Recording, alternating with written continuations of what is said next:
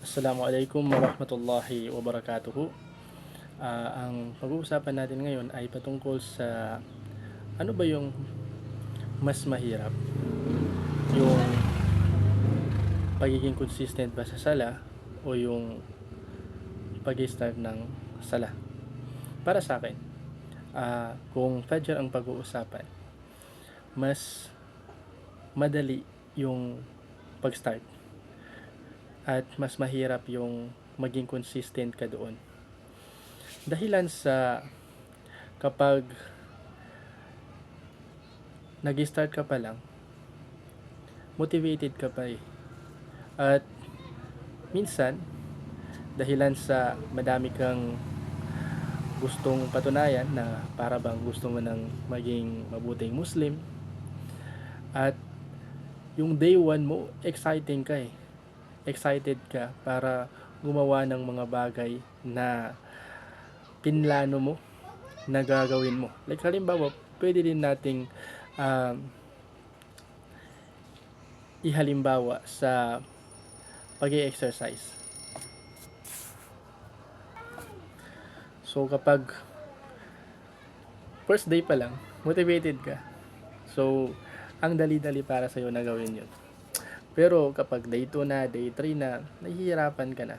So sa opinion ko lang, para hindi tayo mahirapan, siguro mahirap din naman, pero mas hindi tayo mahihirapan kung may gagawin tayo.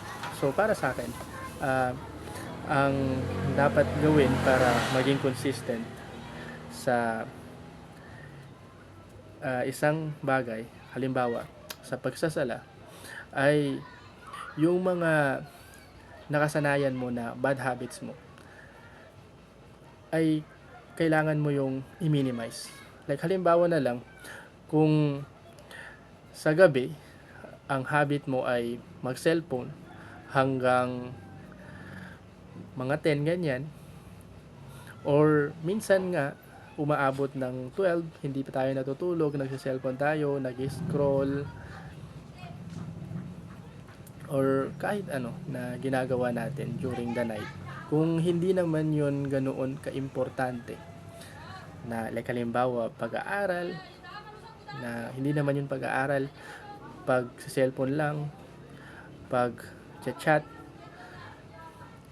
ay siguro para sa akin ay mas maganda na iwasan natin yun. Matulog tayo ng maaga para magising din tayo ng maaga. Ito mahirap itong gawin. Mahirap din itong gawin. Lalo na kapag nakasanayan mo na bago ka matulog, magsa-cellphone ka muna. Pero sanayin natin yung sarili natin na wag gawin yung bagay na yun kapag oras na. Like halimbawa, nag-schedule tayo ng dapat mga 10 PM matutulog na ako. Dapat mga 9 pa lang hindi mo na hawak yung cellphone mo. Parang magi-start na magsasala ka talaga. Parang ini-intention mo na yon na magsasala ka talaga. So ayun yung mga bagay na pwede nating gawin para maging consistent tayo sa pagsasala, lalong-lalo na sa Fajr.